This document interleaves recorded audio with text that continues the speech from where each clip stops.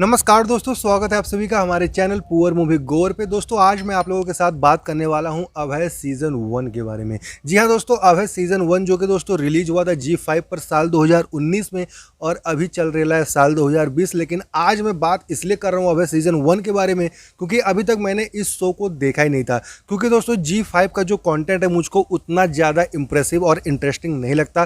That's why मैं जी5 के shows को नहीं देखता। और अगर मैं बात करूँ अभी रिसेंटली जो अभय सीजन 2 के 3 एपिसोड हमारे सामने आए हैं, तो दोस्तों तीनों के तीनों बहुत ही ज़बरदस्त मुझको लगे।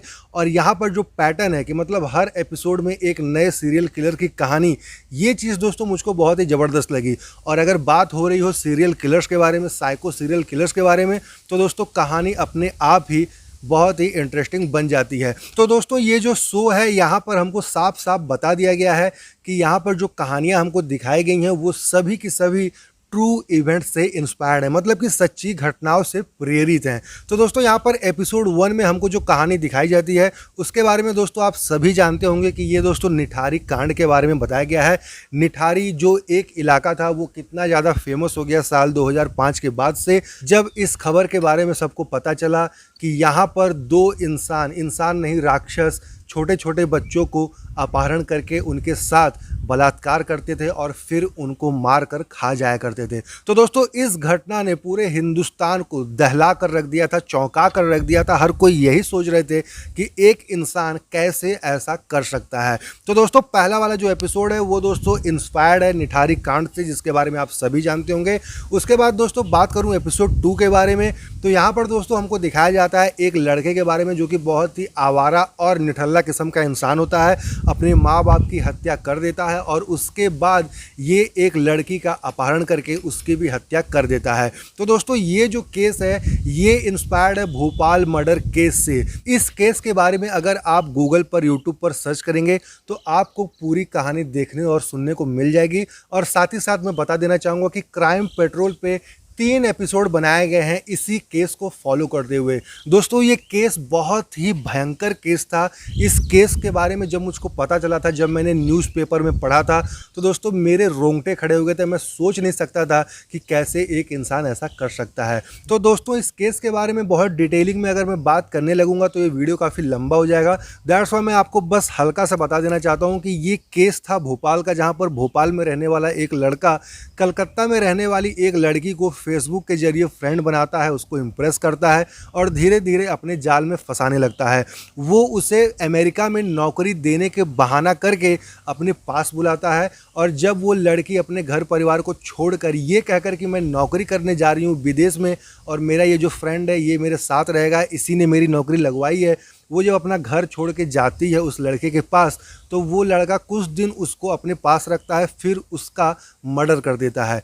और लड़की को मारने के बाद भी ये उसका फेसबुक, उसका व्हाट्सएप यूज करके फैमिली वालों के साथ बात करता रहता है।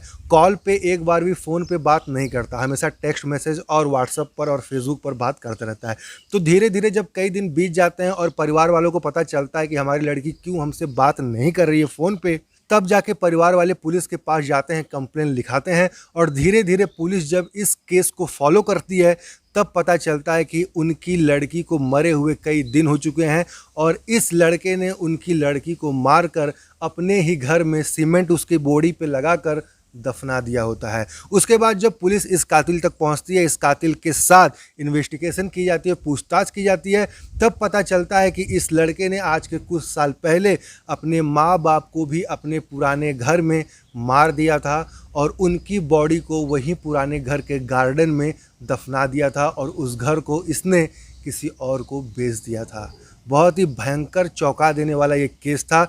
मैंने कहा था कि थोड़ा सा कहानी बताऊंगा, मैंने यहाँ पर पूरी कहानी बता दी। उसके बाद दोस्तों बात करें अगर एपिसोड 3 के बारे में, तो दोस्तों यहाँ पे अनुप्रिया गोयनका बहुत ही भयंकर रोल प्ले करते हुए नजर आती हैं। और दोस्तों मैं दावा करता हूँ कि यार ये जो एपिसोड नंबर 3 है ये हर किसी को अनकंफर्टेबल कर देगा। यहाँ पर जो खून करने का तरीका दिखाया गया है, मतलब कि चाकू से गर्दन का कटना, खून का बहना, और उसी के बाद यहाँ पर जो सीन्स हमको दिखाए गए हैं वो हर किसी को अनकंफर्टेबल कर देगा। उसके बाद दोस्तों बात करूँ अगर मैं एपिसोड नंबर 4 के बारे में, तो यहाँ पर दोस्तों हमको एक साइनाइड लेडी किलर के बारे में बताया गया है।